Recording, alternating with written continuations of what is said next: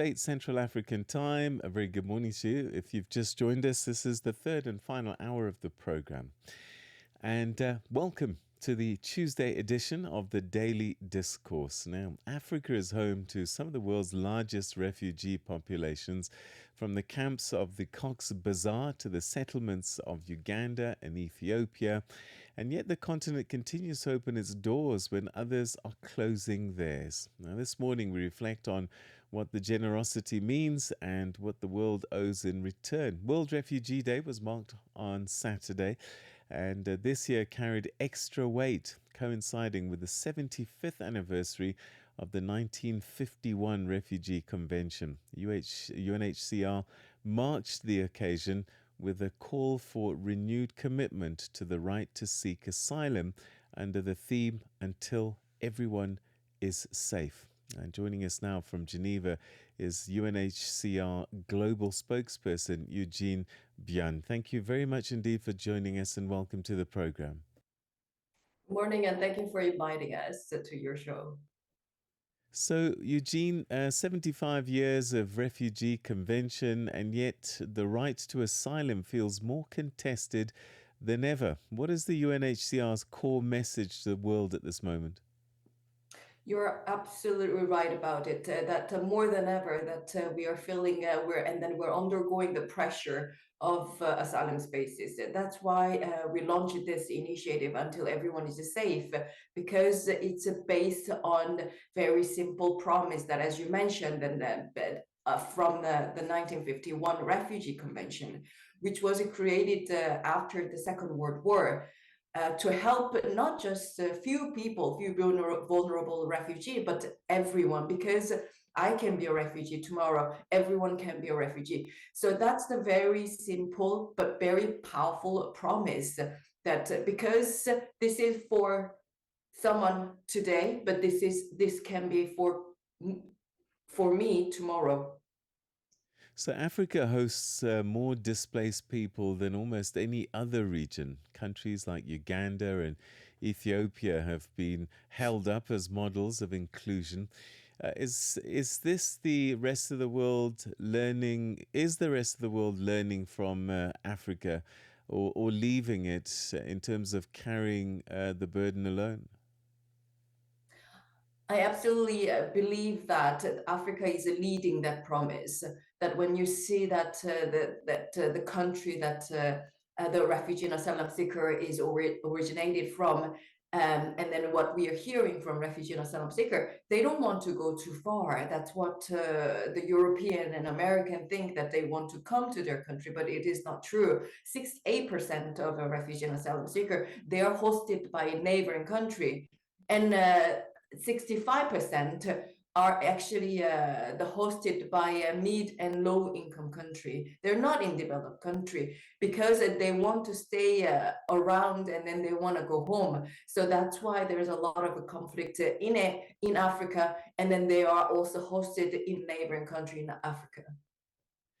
I'm wondering what worries you the most in terms of the direction that refugee protection is heading at the moment. You know, when we think about and when we see things like border closures, pushbacks, detention, access to asylum seems to be shrinking in many parts of the world. In fact, we even have governments wanting to pay other countries to take refugees.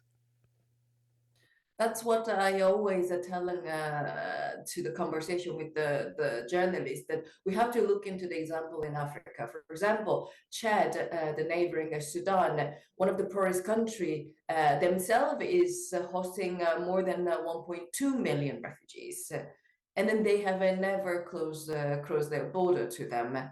Of course, the insecurity and the conflict continue in Sudan, and then more and more people cross the border, but they are always open their arms, even with the very scarce resource they have.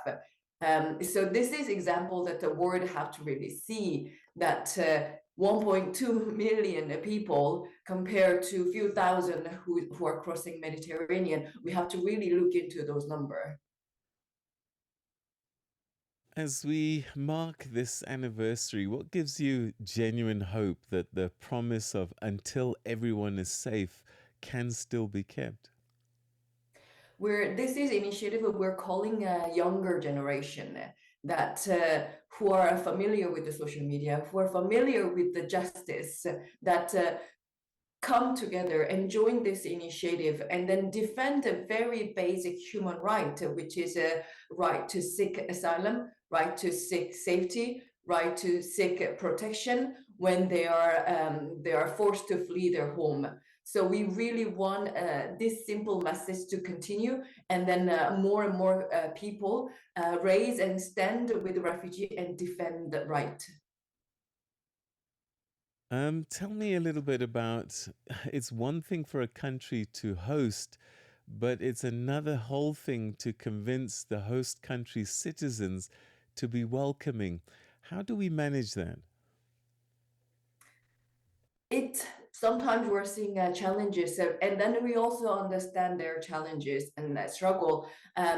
For example, Chad and South Sudan, who are going through their own challenges, that they are welcoming the millions of refugees with very limited services existed before. That's why UNHCR is calling international community that we have to continue to support host community. If not, we're seeing a lot of refugees, if they are not hosted in the country where they are in a desperation, and then they choose a desperate route to go further.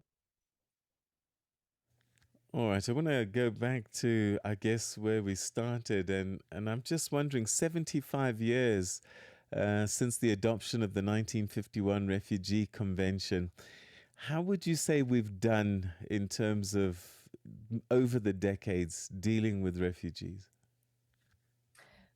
I will give you a very simple number. 10 years ago, refugees were 60 million. 10 years after, we're seeing 118 million forced flee, the people who are forced to flee. It basically the number doubled, meaning that the more crisis become protracted, more crisis is created without any solution. The solution to refugee crisis, solution for the displacement crisis is very simple: the peace in those countries, so the refugee can go back to their country. We are calling again and again to any party to involve conflict to stop and then bring the peace so people can return. But meanwhile, they need the services. They need to build their life wherever they are, and then we need to keep those promise. Stay with us, stay with them, so that they can feel safe, but also to rebuild their life. Eugene, thank you very, very much indeed for joining us on the program today. And we wish you the best with the important work that you and your team continue to do. Thank you very much.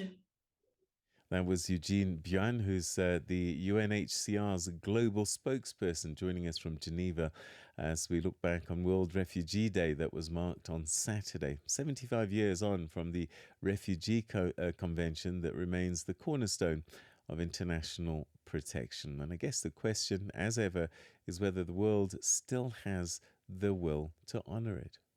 Rise and Shine with Peter Ndoro and Tsepiso Makwetla. 300